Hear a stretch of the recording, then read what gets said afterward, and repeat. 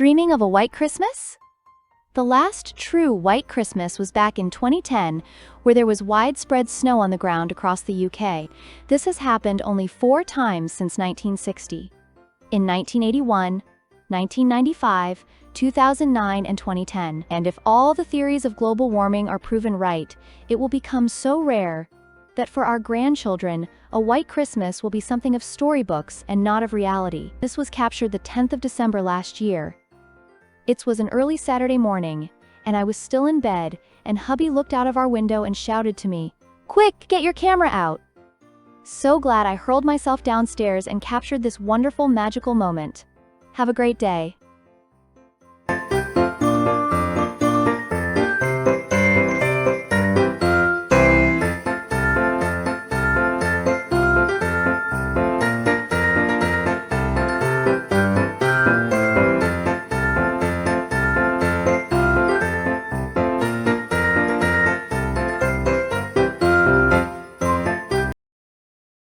We had such a lovely weekend at home, in our garden with family.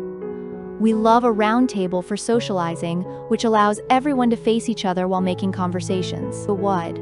We especially love this table with flickering warm flames to keep us cozy too.